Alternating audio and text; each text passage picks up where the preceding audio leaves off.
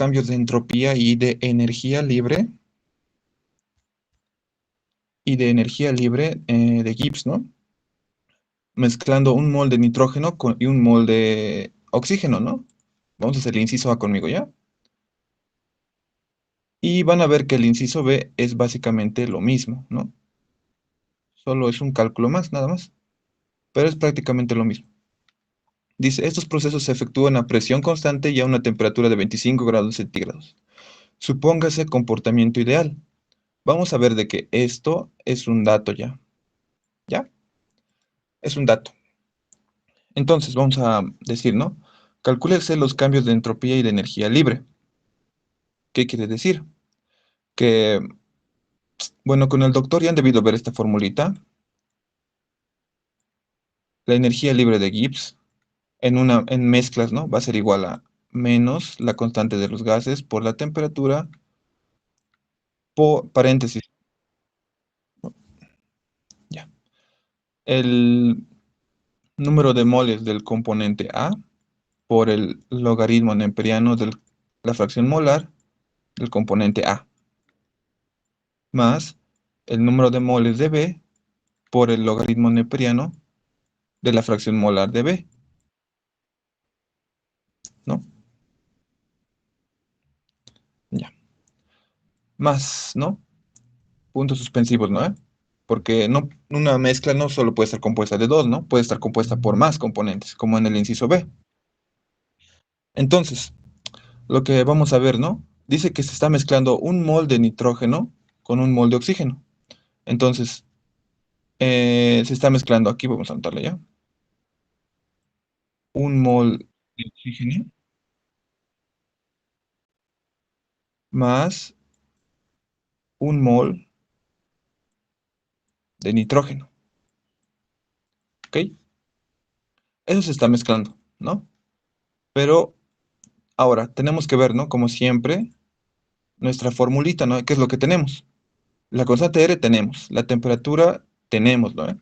El número de moles del componente A, en este caso A va a ser el oxígeno y B va a ser el nitrógeno, ¿no? Entonces tenemos el número de moles de ambos, ¿no? Lo que nos faltaría son sus fracciones molares, pero si nos damos cuenta ya tenemos, ¿no? Básicamente, así que las vamos a ir hallando, ¿no? Y ya podemos calcular la energía libre de Gibbs. También cabe resaltar de que la energía libre de Gibbs está a 25 grados centígrados, es decir, nos está pidiendo en condiciones estándar. Cuando nos dicen termodinámica, ¿no? Que es en condiciones estándar, le ponemos aquí, ¿no ve? Su gorrito, su cerito, ¿no? Bien, entonces si se dan cuenta, tenemos todo menos las fracciones molares. Vamos a hallar entonces las fracciones molares. Una fracción molar de cualquier sustancia, ¿no? Aquí lo vamos a poner. Ya sabemos que es el número de moles de parciales de I sobre el número de moles totales, ¿no? Esa es la fracción molar de cualquier componente, de una mezcla. Entonces, vamos a sumar estos dos moles, ¿no? Estos dos moles que tenemos, lo que nos va a dar el número de moles totales, ¿no? N total. Entonces, vamos allá la fracción molar del oxígeno, que va a ser igual a su mol parcial sobre su mol total, que sería 1/2, es igual a 0,5, ¿no? Entonces, si del oxígeno es 0,5, del nitrógeno, entonces sería igual a 0,5, ¿ok? Y como verán, ya tenemos básicamente todo para reemplazar nuestra fórmula. Entonces, voy a bajar un poquito. Ahí está. Vamos a copiar esto y lo vamos a traer a esta parte. También esto, ¿no? Y ya estaría, ¿no? Bien, vamos a ir reemplazando entonces. La energía libre de Gibbs entonces va a ser igual a menos R, que es la constante de los gases. Como estamos trabajando con energías, va a ser 8,314 joules por cada Kelvin mol, ¿no? por la temperatura. Nos decía que era 25 grados centígrados. Nos decía que era 25 grados centígrados, entonces la temperatura va a ser igual a 298 grados Kelvin. Siempre trabajamos con temperatura absoluta, ¿no? El número de moles del componente A, que va a ser un mol, ¿no? Por el logaritmo neperiano de ese componente, por su fracción molar de ese componente, que es 0,5. Y si nos damos cuenta, básicamente va a ser lo mismo para el componente, para el nitrógeno, ¿no? Entonces podemos copiar y pegar aquí. ¿Ven? Esta parte es bien sencillita, no hay, solo es reemplazar a la fórmula. Y aquí vamos a simplificar cosas, ¿no? Por ejemplo, Kelvin con Kelvin se va a simplificar. Mol con estos moles de aquí, factorizando, ¿no? El mol, se va a simplificar. Todo eso en la calculadora, lo que nos va a dar un total de 343, 3.434, perdón, punto 56 joules. Esa es la respuesta, ¿no? Esa es la energía libre de Gibbs para esta mezcla, ¿no? Ahora, ¿qué nos dice? Nos ha salido un valor positivo. Es decir, que no va a haber una mezcla como tal, ¿no? Sino solo una interacción. Eso nos quiere decir, es un proceso no espontáneo, ¿no?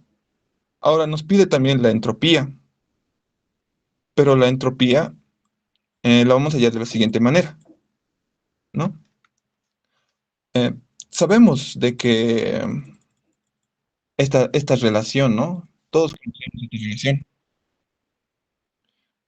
donde la entalpía, la energía libre de Gibbs en condiciones estándar va a ser igual a la entalpía en condiciones estándar, menos la temperatura por la entropía, ¿no? Nos están pidiendo la entropía, pero nosotros por teoría sabemos que una mezcla ideal, y aquí lo voy a poner, ¿no? Una mezcla ideal, su entalpía es cero. Es decir, que en todas las mezclas ideales, el calor de entrada y de salida tiene que ser cero. No puede entrar ni salir energía, ¿ok? De nuestra relación, entonces, este componente se va a hacer cero. Lo que nos va a quedar es que la energía libre de Gibbs va a ser igual a menos la temperatura por la entropía, la variación de entropía. Tenemos la energía libre de Gibbs, que va a ser 3.434 joules, va a ser igual a menos la temperatura, 298 grados Kelvin, ¿no? Por la entropía. ¿Esto qué nos va a dar? Nos va a dar un valor de, eh, eh, eh, a ver, lo voy a calcular, 3, 4, 3, 4, de 298. Ahí está. 11,52. La variación de entropía va a ser igual a 11,52 joules por Kelvin. ¿Ven? Era sencillo, ¿no? Solo es una aplicación de termodinámica, ¿no? Nada más. No es tan complicado esta parte. Y ese sería para nosotros el inciso A. Aquí lo vamos a poner ya. Ese es el inciso A. Ahora, el inciso B, si se darán cuenta, bueno, el inciso B, antes hasta ahí, ¿tienen alguna duda del ejercicio?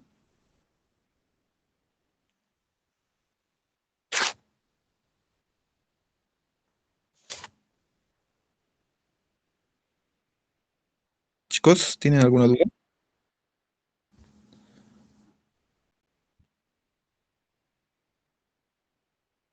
¿Sí? ¿Cuál es tu duda, Lacey? ¿Quién?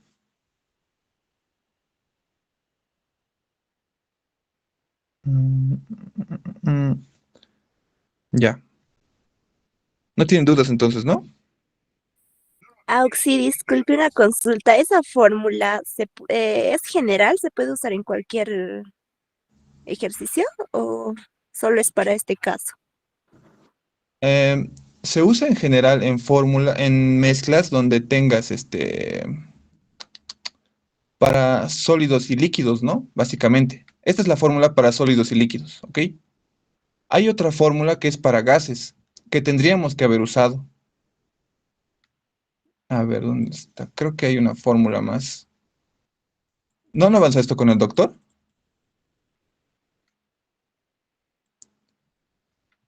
Si alguien me puede decir. Esta fórmula tendríamos que haber utilizado, pero no nos ha dado presiones. La energía libre de Gibbs va a ser igual a menos R por T por el número de moles de A por el logaritmo neperiano de la presión 2 sobre la presión 1. ¿Ves? Y esto es del componente A. Sigue siendo el componente A. El número de moles de B por el logaritmo neperiano de B. Logaritmo neperiano, ¿no? De la presión 2 sobre la presión 1 del componente B. Más tantos, ¿no? Eso se va a repetir. Esta es la fórmula que deberíamos de haber usado porque el nitrógeno y el oxígeno son gases, ¿no ve?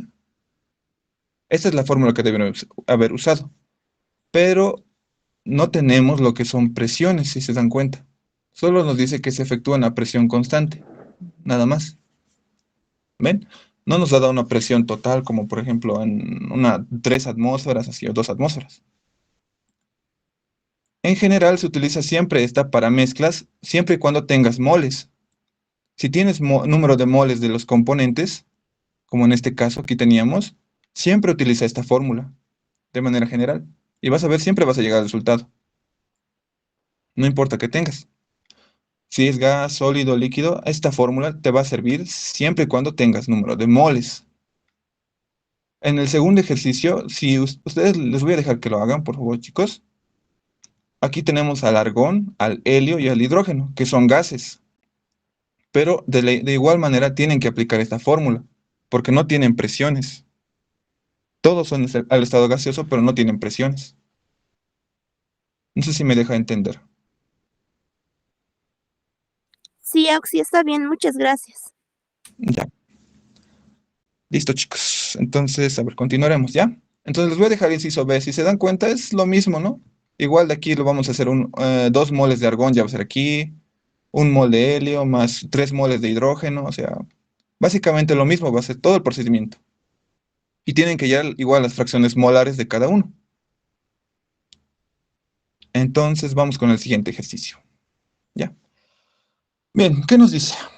Nos dice que tenemos una mezcla de dos líquidos, A y B. Muestra un comportamiento ideal a 80, bueno, punto aparte, ¿no? A 84 grados centígrados, la presión total de vapor de la solución, que contiene 1,2 moles de A y 2,3 moles de B, llega a 331 milímetros de mercurio. Al agregar otro mol de B a la solución, la presión de vapor aumenta, esto vamos a ver ya, a 347 milímetros de mercurio. Allá las presiones de vapor de A y de B puros, ¿no? Y nos da la respuesta.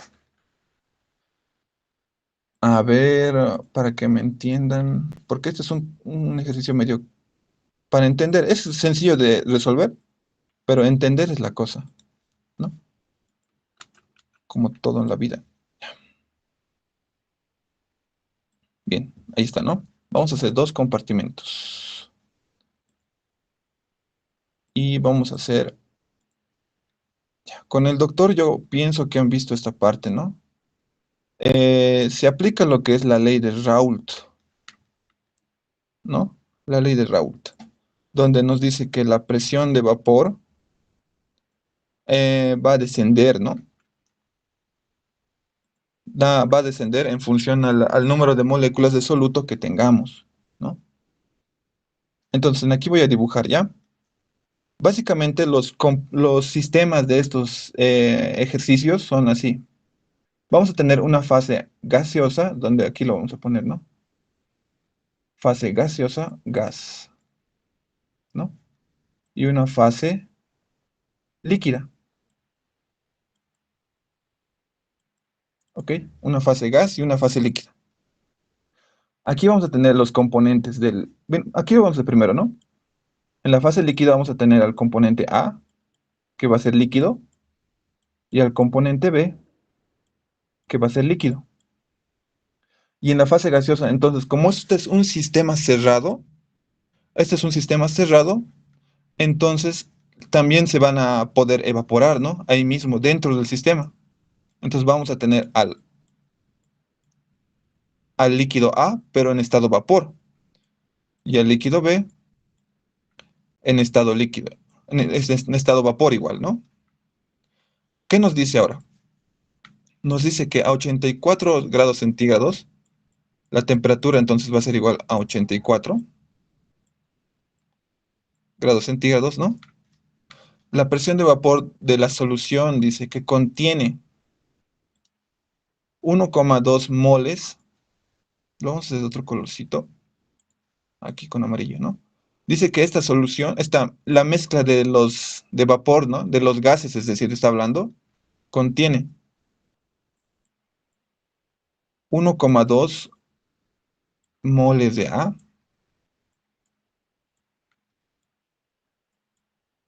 y 2,3 moles de B,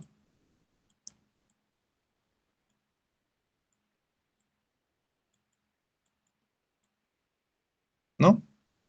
Tiene esas cantidades de moles en la fase gaseosa. ¿Qué nos dice? Dice que la presión de vapor total de la mezcla, lo vamos a hacer con celestito esto, ¿no? Dice que de esta presión de vapor total que se ha medido es igual a 331 milímetros de mercurio.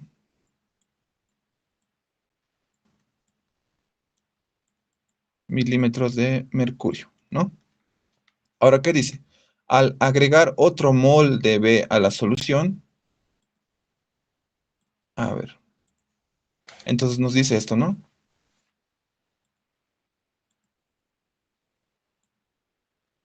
Estamos haciendo este cambio, ¿no? Dice que al agregar otro mol, es decir, que al sistema se está agregando un mol del componente B al estado líquido, dice, ¿no? A la solución primero, ¿no? Entonces, aquí en nuestro sistema ya no va a haber va a existir, claro, esto, ¿no? Lo que estaba a un inicio. Obviamente va a seguir eso, ¿no? Pero al agregar un otro mol de B, entonces va a haber un poquito más del líquido B, ¿no? Y también eso, como hemos agregado a un líquido, hemos dicho que en el sistema va a existir igual su estado vapor, aparte del A vapor, ¿no? Que ya estaba inicialmente y del B, va a existir igual su parte en estado vapor un poquito más, ¿no? ¿Qué nos dice entonces? ¿Qué es lo que ha pasado, no? Los moles de A se han mantenido, es decir, sigue siendo 1,2 moles de A, pero los moles de B, uy, ahí está agregando, ya. Pero los moles de B, como se ha agregado un mol más, ¿no? Tanto a fase acuosa como a fase gaseosa, se ha vuelto 3,3 moles de B. ¿Ven? Entonces, la presión de vapor, al agregar otro soluto más a la mezcla, la presión de vapor total ha aumentado, ¿no? A lo que dice a 347 milímetros de mercurio. ¿Ok? Esa es la presión de vapor ahora en este lugar. Pero la temperatura no se ha movido. Como sabemos, y como saben todos,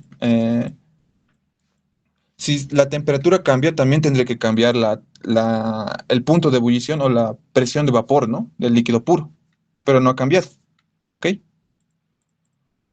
Bien, hasta ahí. Eso sería por un lado, ¿no? Para este tipo de ejercicios donde les digan, ¿no? La presión de vapor, ese tipo de cosas, siempre se aplica esta ecuación, ¿no? ¿No? Ya.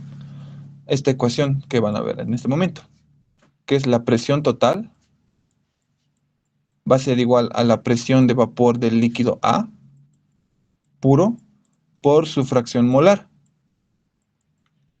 más la presión de vapor del líquido B por su fracción molar de B, ¿no? Esa es la fórmula que siempre utilizamos en este tipo de ejercicios, donde se presentan mezclas, ¿no? Y nos piden las presiones de vapor. Esa es la única fórmula que se maneja en este tipo de ejercicios. Muy bien. Entonces, si se darán cuenta, ya para los que ya son más perspicaces, ¿no? Ah, esta cosa no se quiere mover. Ahí está, ¿no? Entonces vamos a tener dos situaciones, ¿no? En aquí la vamos a poner situación uno, ¿no? Al inicio, donde estamos, ¿no? Luego le vamos a poner a este sistema situación 2, donde ya se le ha agregado un mol de B, ¿no ve? Y se ha cambiado la presión. Se podrá ver, ¿no? Mejor. Entonces vamos a decir que en uno, ¿no? En la situación uno tenemos lo que es reemplazando datos, ¿no? La presión de vapor total, que es 331 milímetros de mercurio, va a ser igual a la presión de vapor del gas A por la fracción molar de A. Si se dan cuenta, tenemos los moles de ambos, ¿no? Los moles de ambos, entonces podemos sumarlos. Y como sabemos, la fracción molar es moles de parciales, es decir, los moles de A, 1,2, sobre los moles totales. Sumando van a dar 3,5 por, no, digo, más, ¿no? La presión de vapor del líquido B por su fracción molar, ¿no? Que son los moles de B, 2,3, sobre el número de moles totales, 3,5. Ahora ya se habrán dado cuenta de que tenemos una ecuación con dos incógnitas. Entonces, en esta situación 2, en 2, igual vamos a plantear su propia ecuación con la misma fórmula, ¿no? Básicamente aquí lo ponemos, ¿no?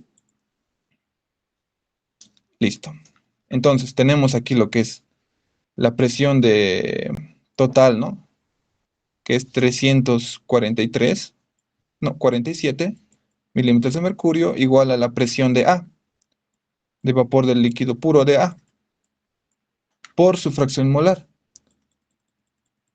Como podemos ver en aquí, sus números de moles parciales siguen siendo, ¿no? 1,2 sobre el número de moles totales. Sumados ambos van a dar 4,5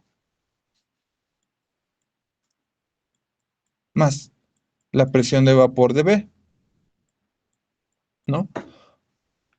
Por su fracción molar, que va a ser sus moles parciales, 3,3 sobre el número de moles totales, 4,5. Y ahí tenemos un sistema de ecuaciones de 2 por 2, donde hay que hallar la presión de A y la presión de B. Ya. Ahora, resolviendo, ¿no? Lo que es ese sistema de ecuaciones y para no perder mucho tiempo, ¿no, chicos? Para no perder mucho tiempo, entonces yo les voy a dar las respuestas, ¿ya? Aquí se va a generar una ecuación 1 y una ecuación 2. Entonces, las respuestas van a ser, ¿no? Resolviendo ese sistema de ecuaciones va a ser la presión de vapor del líquido A, eh, eh, eh, eh, 193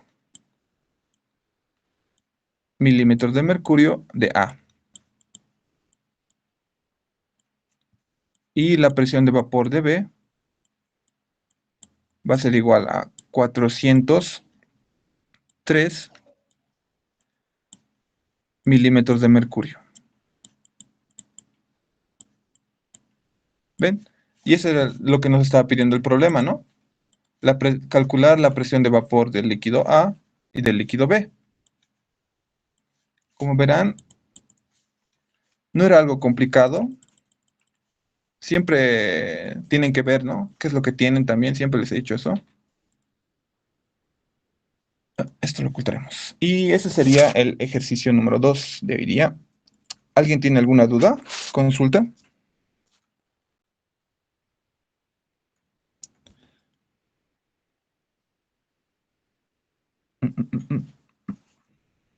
¿Cómo, chicos? ¿Tienen dudas? Voy a intentar ser lo más explicativo posible.